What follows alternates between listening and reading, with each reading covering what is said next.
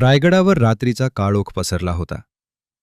थंड वारे वाहत होते आणि सह्याद्रीच्या डोंगरांमध्ये एक वादळ जन्म घेत होतं. हे वादळ साधं नव्हतं. हे वादळ होतं स्वराज्याचं.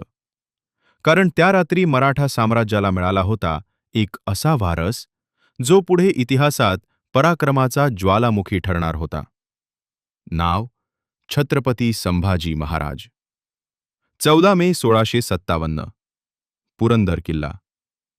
छोट्या संभाजी राजांचा जन्म झाला आणि संपूर्ण स्वराज्यात आनंदाची लाट पसरली. कारण हा फक्त राजपुत्र नव्हता. हा होता छत्रपती शिवाजी महाराज यांचा मुलगा. जगाला ज्यांनी स्वराज्य शिकवलं त्या सिंहाचा हा छावा होता. लहानपणापासूनच संभाजी महाराज अत्यंत बुद्धिमान होते. संस्कृत, फारसी, मराठी, हिंदी अनेक भाषांवर त्यांचं प्रभुत्व होतं. इतकंच नाही, वयाच्या लहानपणीच त्यांनी बुधभूषण सारखा ग्रंथ लिहिला. पण नियतीने त्यांच्या हातात फक्त लेखणी दिली नव्हती, तलवारही दिली होती. राजमाता जिजाऊंचे संस्कार, शिवरायांचं शौर्य आणि सह्याद्रीची जिद्द हे सगळं संभाजी महाराजांच्या रक्तात होतं. लहान वयातच घोडेस्वारी, युद्धनीती, तलवारबाजी सगळं शिकायला सुरुवात झाली. कारण त्यांना माहिती होतं, स्वराज्य मिळवणं कठीण असतं, पण ते टिकवणं त्याहून कठीण असतं. त्या काळात दिल्लीच्या तख्तावर बसला होता औरंगजेब. संपूर्ण हिंदुस्थानावर राज्य करण्याचं त्याचं स्वप्न होतं. पण त्या स्वप्नाच्या मध्ये एक काटा उभा होता, स्वराज्य. आणि स्वराज्याचं नेतृत्व करत होते शिवाजी महाराज. औरंगजेबाला वाटलं होतं की मराठे संपतील, पण तो विसरला होता, सह्याद्रीमध्ये प्रत्येक दगडातून एक वाघ जन्म घेतो. 1680 स्वराज्यावर दुःखाचा डोंगर कोसळला. शिवाजी महाराजांचं निधन झालं. संपूर्ण महाराष्ट्र हादरला. कारण आता प्रश्न होता, स्वराज्याचं पुढे काय?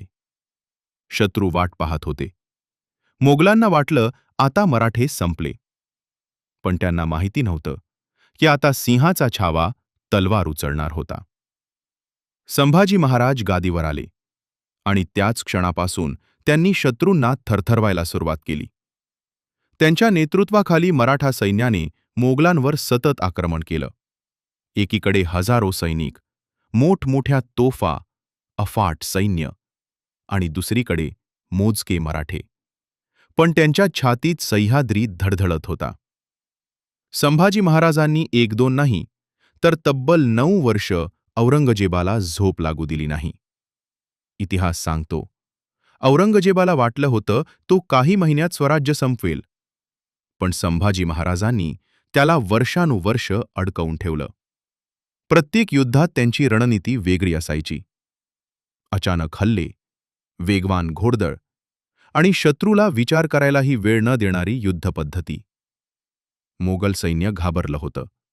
कारण त्यांना समोर दिसत होता एक असा राजा जो मृत्यूला देखील घाबरत नव्हता. संभाजी महाराज म्हणाले होते, स्वराज्य हे कोणाची भीक नाही, ते रक्ताने मिळवलं आहे. ही फक्त ओळ नव्हती, हा त्यांचा स्वाभिमान होता. पण प्रत्येक साम्राज्याला एक धोका असतो, विश्वासघाताचा.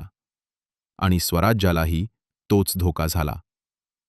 1689 संभाजी महाराज संगमेश्वर येथे होते. तेव्हा शत्रूंनी अचानक हल्ला केला आणि विश्वासघातामुळे महाराज पकडले गेले. संपूर्ण महाराष्ट्र हादरला. औरंगजेब आनंदित झाला, कारण त्याला वाटलं आता स्वराज्य संपलं. संभाजी महाराजांना त्याच्यासमोर आणलं गेलं. त्यांना सांगितलं गेलं, धर्म बदला, जीवदान मिळेल. पण त्या सिंहाने डोळ्यात डोळे घालून उत्तर दिलं. कारण त्यांच्यासाठी जीवापेक्षा मोठं होतं स्वाभिमान. मग सुरू झाला अमानुष छळ. इतिहासातील सर्वात क्रूर अत्याचारांपैकी एक. पण संभाजी महाराज एकदाही झुकले नाहीत. त्यांच्या शरीरावर जखमा झाल्या, रक्त वाहत होतं. पण त्यांच्या डोळ्यात भीती नव्हती, फक्त स्वराज्य होतं. औरंगजेबाला वाटलं होतं संभाजी महाराज मोडतील. पण तो विसरला होता. सह्याद्रीचे वाघ मरत असतील, पण झुकत नाहीत. 11 मार्च 1689. संभाजी महाराजांनी स्वराज्यासाठी आपलं बलिदान दिलं.